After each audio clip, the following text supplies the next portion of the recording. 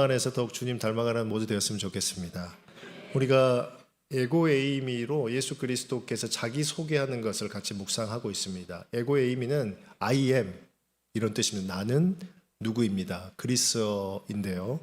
나는 누구입니다라고 예수 그리스도께서 본인을 여러 차례 소개했습니다. 특별히 요한복음에 그것을 7번을 걸쳐서 설명을 하고 있는데, 우리가 구약에서도 나는 스스로 있는 자입니다, 그것이 헬라어로 바꾸면 에고에이미예요.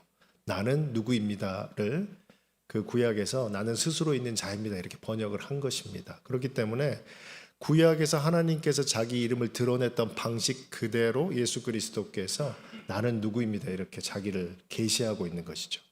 그렇기 때문에 우리가 이 묵상하는 시간을 통하여서 하나님께서 누구신지, 예수 그리스도가 누구신지 더욱 분명히 깨달아 안고 그리스도를 닮아가는 우리 되었으면 좋겠습니다. 먼저 우리가 세 번을 먼저 살펴보았는데, 첫 번째는 기억이 나시나요? 네? 떡. 맞습니다. 떡 맛있잖아요. 그렇죠? 생명의 떡이라고 본인을 소개했습니다. 우리가 세 차례 살펴보았더니 예수께서 어떻게 자기를 소개했는지를 그 패턴을 우리가 볼 수가 있었어요. 그냥 내가 생명의 떡이다 이렇게만 설명하지 않고 어떤 상황에 빗대어서 그렇게 묘사를 하셨습니다. 내가 생명의 떡인데 어떤 사건이 앞에 있었습니까? 오병이어 사건이 있었죠. 사람들이 오병이어 사건을 보고 표적만을 주목을 하는 것이죠. 이 표적 자체만을 보고 예수를 왕으로 세우려고 하는 그 상황 가운데 예수께서 그 표적만 보지 말고 표적이 가르치는 생명의 떡인 나를 보아라라고 명령을 하고 있는 것입니다. 그렇기 때문에 우리가 먹는 것으로 기뻐하는 성도로 살아가는 것이 아니라 영원한 그 떡을 공급하시는 예수 그리스도께 연합하여서 살아가라라는 명령이 되는 것이죠. 그렇기 때문에 우리는 이 땅에서 이것이 필요합니다, 저것이 필요합니다라고 기도할 수가 있습니다. 그러나 그것을 허락하시고 우리를 더욱 주님 닮아가게 하는 그리스도를 바라보고 살아가는 저와 여러분 되시기를 주님의 이름으로 축원합니다. 두 번째는 무엇이었죠? 세상의 빛. 맞습니다. 세상의 빛이라고 했는데 어떤 상황 가운데 세상의 빛이라고 자기를 묘사했습니까? 초막절 때. 초막절 때는 두 가지 큰 행사가 있었죠. 하나는 물의 행사가 있었고 또 한 가지는 빛의 행사가 있었습니다. 그 여인의 뜰에 큰 초를 밝혀서 온 예루살렘이 환하게 비출 수 있도록 그런 행사를 했는데, 그 여인의 뜰에서 아침 해가 도질 때 예수 그리스도께서 나는 세상의 빛이다 이렇게 자기 계시를 하셨습니다. 그렇기 때문에 그 초를 보고 또 세상의 빛인 그 태양을 보고 사람들은 어둠을 극복하는 것이죠. 환하게 되어서 생활도 하고 어떤 걸 분별할 수 있게 됩니다. 그런데 예수님께서 본인을 세상의 빛이라고 소개하면서 그런 물리적인 빛하고 다르게 예수 그리스도의 빛은 무엇을 보게 하십니까? 죄를 보게 하는 것이죠. 우리가 아무리 환한 빛이 있어도 태양빛에 가까이 가더라도 죄를 볼 수가 없는 것이죠. 그런데 예수 그리스도는 세상의 빛으로 우리 성도를 비출 때 우리가 죄인임을 깨달아 알게 하는 참 그리스도, 하나님의 아들, 하나님이심을 드러내 보이셨습니다. 그렇기 때문에 우리가 예수 그리스도를 믿을 때 우리가 누구인지를 깨달았죠? 죄인임을 깨달았어요. 우리가 대단한 사람이다, 우리가 멋진 사람이다, 그렇게 모여서 우리가 멋진 일을 해보자는 것이 아니라 죄인이기 때문에, 추악한 죄인이기 때문에 그 비추신 예수 그리스도만을 붙들고 살아가려고 하는 결단이 생긴 것이 바로 성도이고 우리인 것입니다. 더욱 예수 그리스도 붙들고 죄인이었기에 그 죄를 용서하시는 예수와 동행하는 저와 여러분 되시기를 주님의 이름으로 축원합니다. 세 번째는 무엇일까요? 양의 문. 플러스 100점 드리겠습니다. 예, 양의 문하고 선한 목자를 같이 엮어서 설명을 했어요. 왜냐하면 그 앞에 상황이 어떤 것입니까? 바리새인과 서기관들이 강도며 싹군의 짓을 하고 있기 때문에 그런 사람들에게 휘둘리고 살아가는 사람들에 대한 안타까움인 것이죠. 그리고 예수 자신을 양의 문이다 이렇게 소개하면서, 선한 목자다 이렇게 소개하면서 세상의 강도와 싹군들은 그 양을 착취하고 빼앗아가고 자기의 이익을 위해서 그를 기르지만 선한 목자이신 예수 그리스도는 그 양을 위해서 죽으심으로, 그 양을 위해서 십자가에 피 흘려 죽으심으로 누구를 살게 합니까? 목자가 사는 것이 아니라 양을 살게 하는 그런 분이시다라는 것을 알려주셨습니다. 그렇기 때문에 우리가 예수 그리스도 안에서 살아있는 존재가 된 것이죠. 예수 그리스도께서 우리를 살리셨기 때문에 우리가 그리스도 예수 안에서 선한 목자이신 예수의 은혜를 받고 오늘도 그 살아있는 생명으로 예배하는 성도 되었음을 기뻐하는 오늘 되었으면 좋겠습니다. 그렇게 해서 오늘은 부활이요 생명인 예수 그리스도께서 본인을 소개하고 있습니다. 생명은 우리가 일상에서 이렇게 경험하죠. 우리가 살아있기 때문에 이렇게 나온다고 생각하는데 우리 살아있는 모든 사람들은 무엇을 경험합니까? 죽음을 경험할 수밖에 없는 것이죠. 우리의 사랑하는 부모님들이 그리고 사랑하는 친구들이 이웃들이 그 죽음을 맛보았고 그 죽음이 우리에게도 다가오고 있음을 우리는 누구나 알 수 있습니다. 전도서 3장 20절에도 이렇게 되어 있죠. 다 흙으로 말미암았으므로 다 흙으로 돌아가나니 다 한 곳으로 가거니와. 성경의 가르침이기도 하지만 성경의 가르침이 없더라도 이 땅을 살아가는 모든 사람들은 죽는다라는 것을 알 것입니다.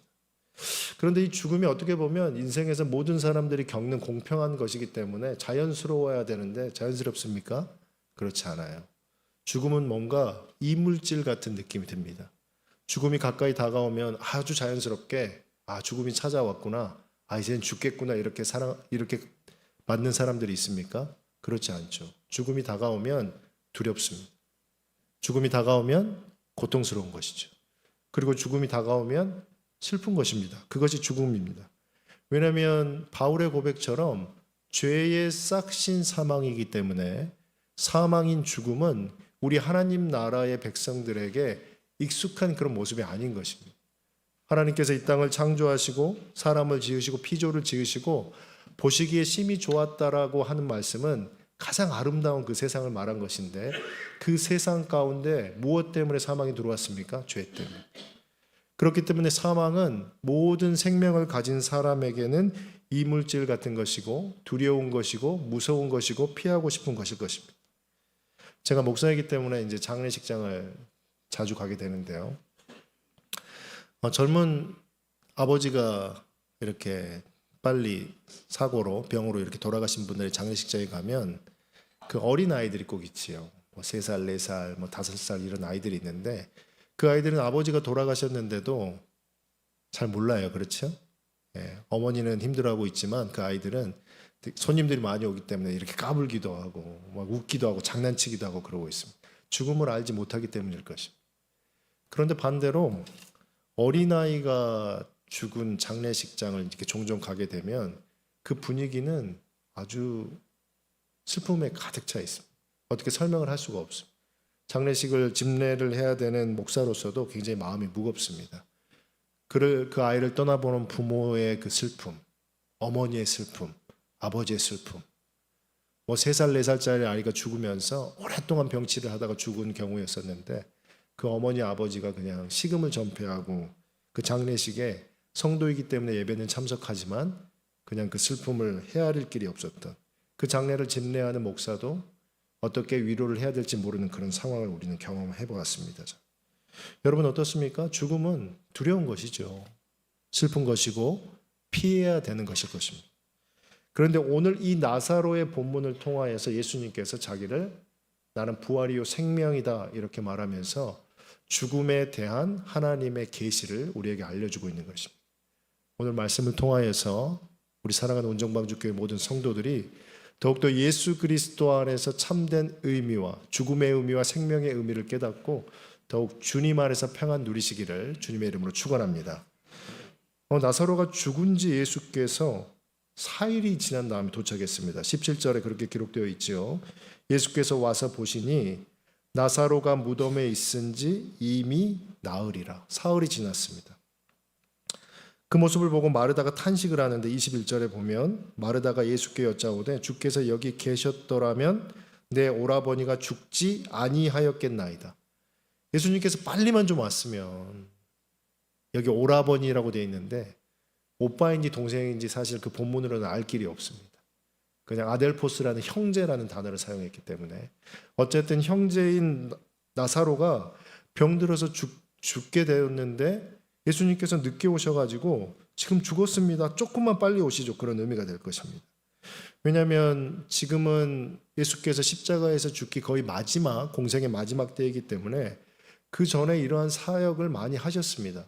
하나님 나라에 대한 복음도 선포하셨고 많은 치유 사역도 하셨는데, 누가복음 7장 13절부터 15절에 보면 나인성 과부의 아들을 살리는 사건이 기록되어 있습니다. 한 나인성에 어떤 과부가 살았는데 아들을 하나 귀하게 키웠습니다. 근데 그 청년이 죽었어요. 그 장례식장 가운데, 그 장례 행렬 가운데 예수께서 가서 이렇게 말씀합니다. 청년아, 내가 내게 말하노니, 죽어있는 청년에게 일어나라 하니 일어났습니다. 그것이 성경에 기록되어 있고 마리아와 마르다는 분명히 그 사건을 알고 있었을 것입니다. 누가복음 8장 54절과 55절에도 우리가 잘 아는 것처럼 회당장 야이로의 아이를 살리는 사건이 기록되어 있습니다. 회당장 야이로가 예수를 찾아와서 우리 아이가 죽게 생겼으니 와서 치료해 주십시오 라고 해서 예수를 모셔가는 그런 상황이었습니다. 그런데 가는 도중에 어떻게 됩니까?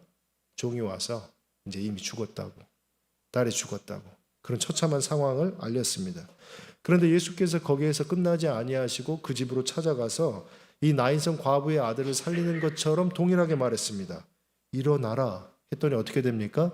일어나는 사건이 기록되어 있는 것이죠.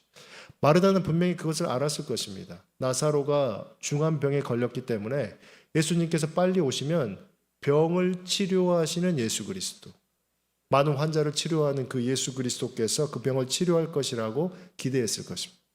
설령 죽더라도 빨리 오셔서 나인성 과부의 아들처럼 또 야이로의 딸처럼 살리신다면 살아날 수 있을 거라고 생각했을 것입니다. 그런데 어떻습니까? 예수님께서 늦게 온 것이죠. 자기가 생각해도 너무 늦게 오셔가지고 이제 시체가 썩는 상황이 되었기 때문에 왜 좀 빨리 오지 않았어요? 조금만 빨리 오시죠. 이렇게 탄식하고 있는 상황일 것입니다. 더더욱 유대인들은 우리 한국인과 그런 비슷한 정서가 있는데, 우리 한국 문화에 보면 3일장 이렇게 장례를 치르지요. 그 3일장 동안 만약에 어떤 돌아가신 분이 가사 상태에 빠졌다면 살아날 수 있기 때문에 그런 게 문화적으로 있었던 것 같습니다. 그렇게 3일이 지난 다음에 완전히 죽었다라는 것이 확인되면 장례를 치르는 그런 문화일 것입니다. 그런데 유대인들도 우리랑 동일한 그런 문화적 배경을 가지고 있었어요. 탈무드와 미드라시에 보면 이렇게 기록되어 있는데, 죽은 후 3일 동안은 영혼이 몸 주위에 맴돈다. 영혼은 내가 혹시 다시 저 몸 안으로 들어갈 수 있을까 하고 생각하며 기다린다. 그러나 3일이 지나 육체의 얼굴 모습이 변하기 시작하는 것을 보면 영혼은 더 이상 소망이 없음을 알고 마침내 떠나가 버린다. 이게 그들의 이제 기록입니다. 그들도 이제 3일 동안은 영혼이 그 주위에 머물다가 살아날 수 있다고 생각하는 것이죠. 그리고 얼굴이 변했다라는 것은 썩었다라는 거예요. 부패하기 시작했다. 우리가 아는 것처럼 거기는 더운 지역이잖아요. 그렇기 때문에 부패하기 시작하면 이제 영혼이 이제는 돌아갈 수 없구나 하고 떠난다, 이렇게 생각을 했던 것 같습니다. 그런데 오늘이 며칠입니까? 4일이. 3일 안에 예수 그리스도께서 오면 어떻게 될 거라고 생각을 한 거죠? 문화적인 배경도 가지고 있었기 때문에 살아날 수 있지 않을까 이런 생각을 한 거죠. 그런데 4일째 돼서 왔습니다. 그렇기 때문에 마르다도 아무 말도 들리지 않는 거예요. 왜 이제 오셨어요? 살아날 거를 못 믿는 거죠. 이미 죽었기 때문에, 이제는 기회가 없기 때문에. 사랑하는 나사로가 이제는 다시 살아날 수 없다는 것을 체념하고 그렇게 탄식하는 그런 모습인 것입니다. 그런데 우리가 아는 것처럼 이 죽음의 배경의 의도는 누가 이렇게 4일째 오게 의도를 했습니까? 예수님께서 그렇게 하고 계시는 거예요. 11장 6절에 그렇게 6절과 7절에 기록되어 있는데 같이 한번 읽어보도록 하겠습니다. 나사로가 병들었다 함을 들으시고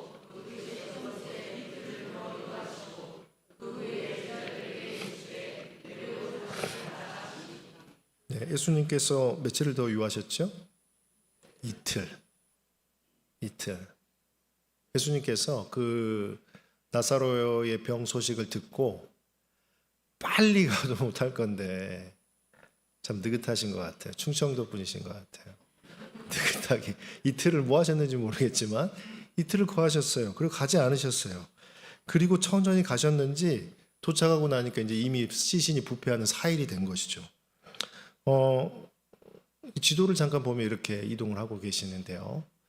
지금 예수 그리스도께서는 요단 건너편 베다니에 계십니다. 우리 나사로의 집도 베다니죠. 근데 요단 동편에 있는 그 베다니랑 같은 이름의 지역입니다. 거기에 머무르고 계셨습니다. 왜 머무르고 계셨냐면 예루살렘에서 이제 예수가 그리스도라는 그 소문에 바리새인과 서기관들이 체포해서 죽이려고 하는 상황입니다. 그러다 보니까 예루살렘으로 들어가지 못하고 저기에 머물러 있었습니다. 그런데 나사로의 집에서 예수 그리스도께 사람을 보내서 이제 말을 한 것이죠. 그리고 나사로의 집으로 이동하면 되는 그런 상황이었습니다. 몇 킬로이냐면 30에서 40킬로인 거예요. 성인이 하루 종일 걸으면 한 10시간 정도 걸리는 거리라고 합니다. 30에서 40킬로니까 그 정도 안 걸릴 것 같은데 고도 때문에 그래요. 우리가 예전에 선한 사마리아 비유를 보았던 것처럼 예루살렘에서 오른편 강편으로 가면 여리고가 있습니다. 거기가 높은 데서 밑으로 내려가는 거예요. 여리고는 굉장히 높은 지역입니다. 해발 600에서 700m예요. 그런데 여리고는 더 밑에 있었죠. 그런데 요단 건너편 베다니는 해수면보다 더 낮은 지역이에요. 골짜기가 된 지역이에요. 그래서 둘의 해발 그 높이가 한 1000m, 1km 정도 되는 거리였습니다. 그러니까 요단 건너편 베다니에서 나사로의 집까지 걸어가려면 아주 경사로를 계속 걸어가야 되는 상황인 것이에요. 그리고 오늘처럼 길이 좋았던 것도 아니고 안 좋은 길을 1km 높이를 계속 30에서 40km를 걸어가야 되다 보니까 한 10시간 정도 걸리는 거리. 그래서 보통 사람들은 하루에서 길면 이틀이 걸리는 그런 거리라고 합니다. 그런데 그 사람이 바로 왔을 때 불이 났게 갔으면 얼마나 도착했을까요? 빠르면 이틀 안에 도착한 거잖아요. 그런데 예수께서는 그걸 아시면서도 도착하지 않았습니다. 왜냐하면 11장 4절에 이렇게 되어 있는데 같이 한번 읽어보도록 하겠습니다. 예수께서 들으시고 이르시되 죽을 병이 아니라 하나님의 영광을 위함이요 하나님의 아들이 이로 말미암아 영광을 받게 하려 함이라 하시더라. 무엇을 받게 하시려고요? 영광을 받게 하시려. 요한복음에서 요한은 이 표현을 사용할 때 늘 동일한 상황에서 표현합니다. 가나 혼인잔치에도 이 표현을 사용하고 있는데 하나님의 영광이 드러나기 위함이다라고 하는 표현 가운데 늘 있는 것은 예수가 그리스도임을 드러낼 때 이 표현을 사용한다는 거예요. 우리가 하나님께서 영광 받아주십시오 막 이렇게 박수하잖아요.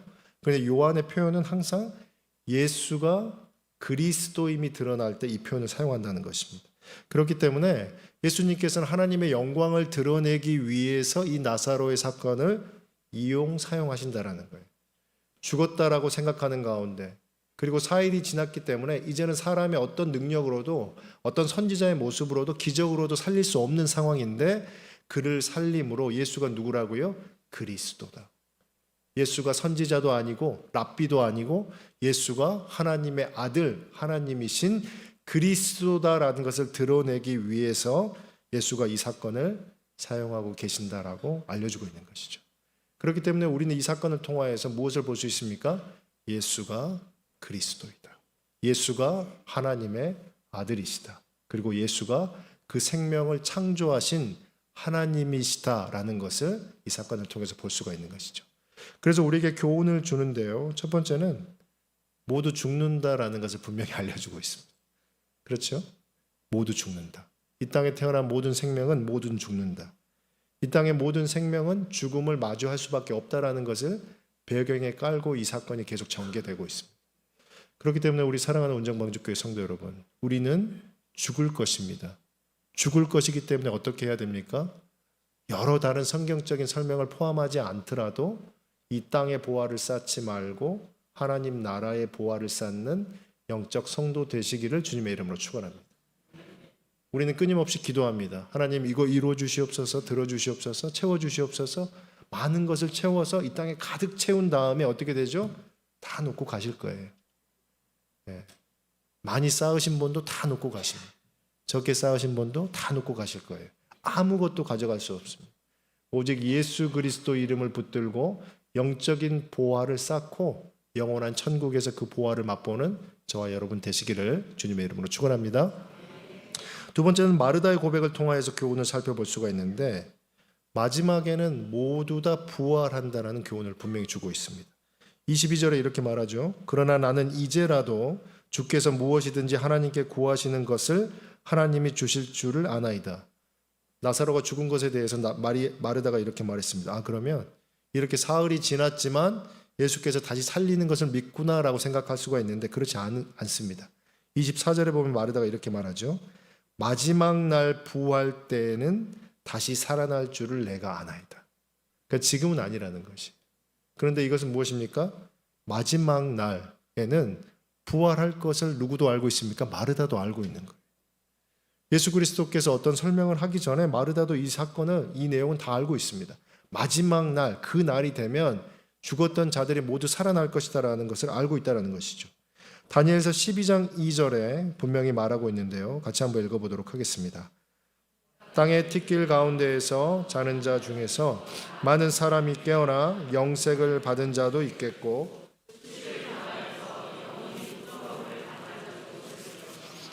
다니엘서를 통하여서 이 땅의 마지막에 있을 일을 기록하였습니다. 마지막 때가 되면 어떻게 됩니까? 모든 사람이 일어난다는 것이죠. 다 살아난다는 것입니다. 죽어서 다시 영원히 죽는 사람들이 있는 것이 아니라 선지자 다니엘을 통하여서 가르친 교훈으로 모든 사람이 살아나는 것입니다. 모든 사람이 살아나는데 어떻게 되죠? 영생을 받을 자도 있고, 여기서 영생이라는 것은 하나님의 생명을 이야기하는 것이죠. 그냥 죽었다가 살아나는 것이 아니라 하나님의 생명을 공급받고 하나님 편에 거하는 선물을 받는 자도 있고, 또 다른 자는 누구입니까?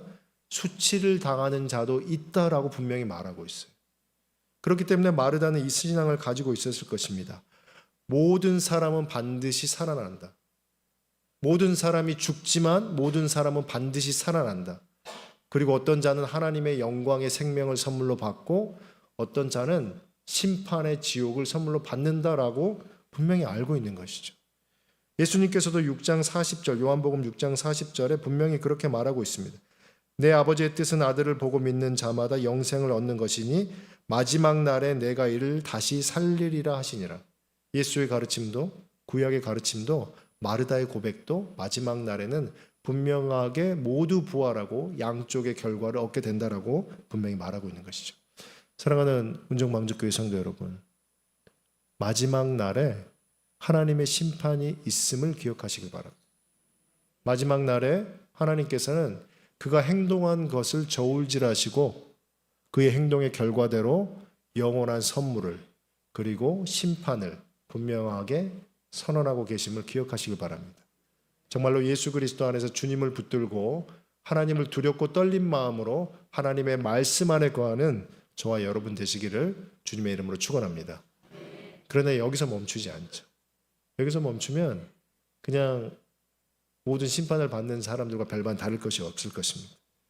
우리의 선한 행실로 하나님의 영생을 선물 받는다면 저와 여러분은 결국은 부끄러움을 당하는 쪽에 서게 되겠죠.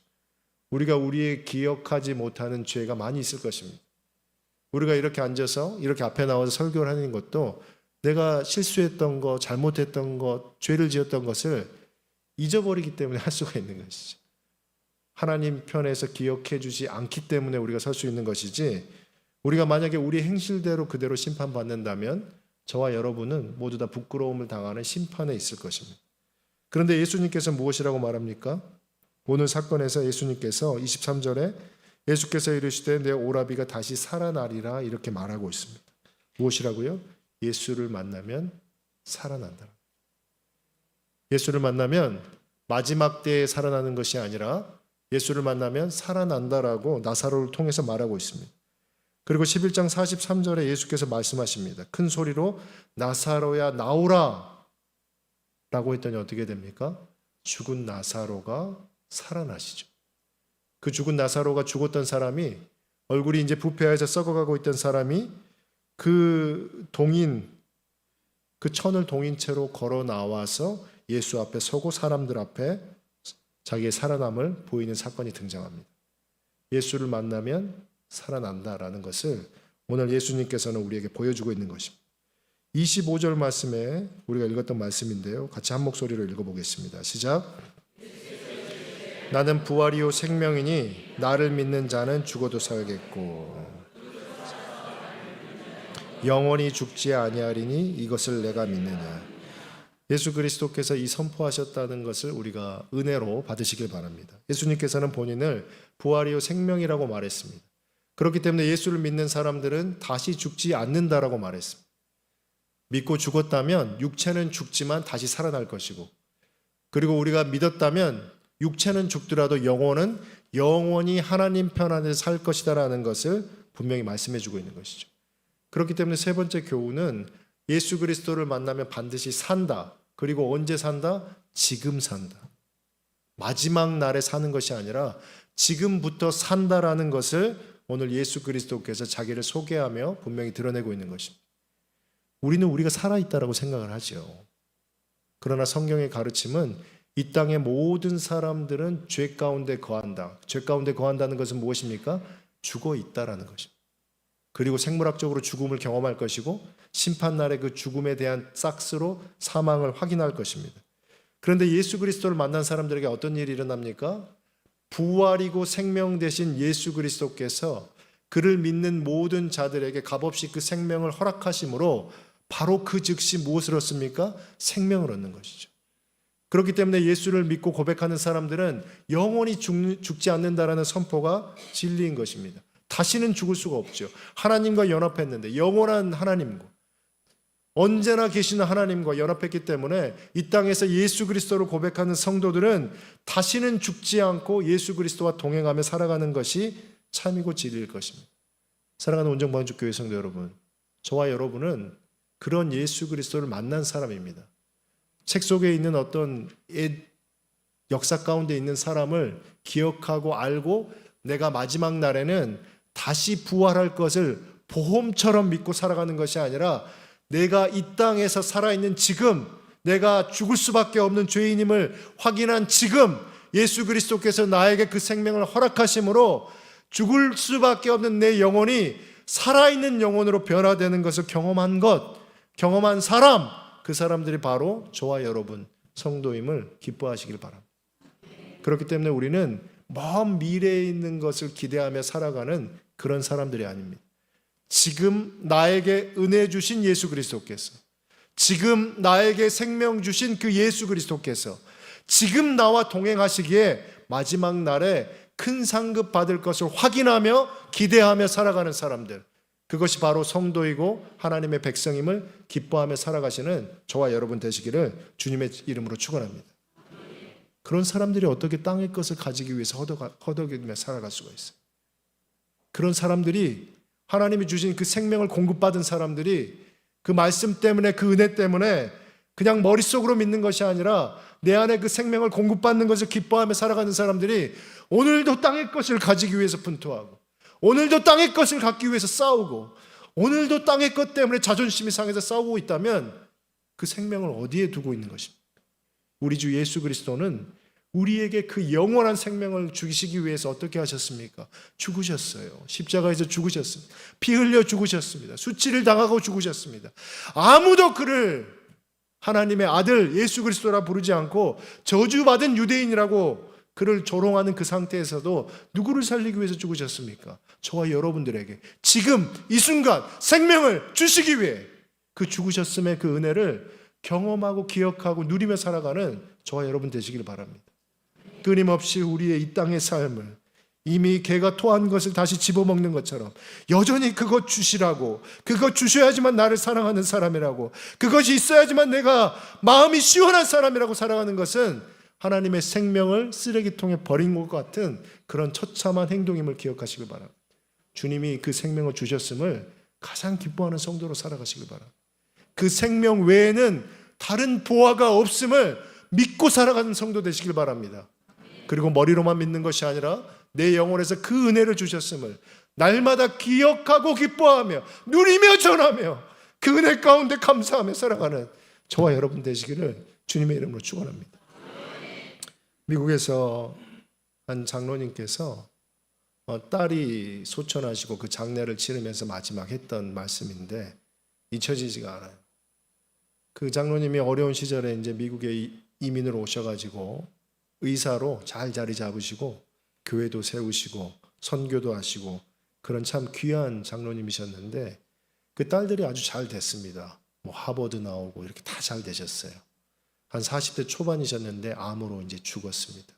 그때 나와서 하는 말씀이 우리 딸이 너무 잘 되고 잘 살아서 예수 그리스도를 모르고 살아가는 것 같아서 마음이 되게 두려웠습니다. 우리 딸들이 하루에 2끼만 먹더라도 예수를 아는 사람이 되기를 간절히 바랬는데 죽을 때 보니까 예수를 고백하고 죽을 수 있게 하셔서 하나님께 감사 영광 돌립니다라는 고백을 잊을 수가 없습니다. 사랑하는 성도 여러분, 이 땅의 것을 많이 갖기 위해서 살아가는 것은 하나님과 전혀 관계없습니다. 내 삶 가운데 고통이 있을지라도 고난이 있을지라도 하루에 2끼를 먹더라도 한 끼를 먹더라도 내 사업이 잘못됐을지라도 내 건강이 잃었을지라도 생명 대신 예수 그리스도께서 주시는 그 생명을 날마다 맛보기에 세상 사람들이 줄 수 없는 기쁨을 찬양하고 이 땅에서 하나님의 백성답게 하나님의 백성으로 그리고 영원한 천국을 갈망하며 살아가는 참 성도 되는 것을 기뻐하며 살아가는 저와 여러분 되시길 바랍니다. 하나님의 사람들이 가득 찬 교회가 하나님의 교회입니다. 하나님의 성도가 있는 곳이 하나님의 영적 가정입니다. 저와 여러분들을 통하여서 여러분의 가정이 공동체가 그리고 우리 교회가 날마다 예수 그리스도 안에서 동행하며 기뻐하는 복된 교회 되기를 가정 되기를 주님의 이름으로 축원합니다.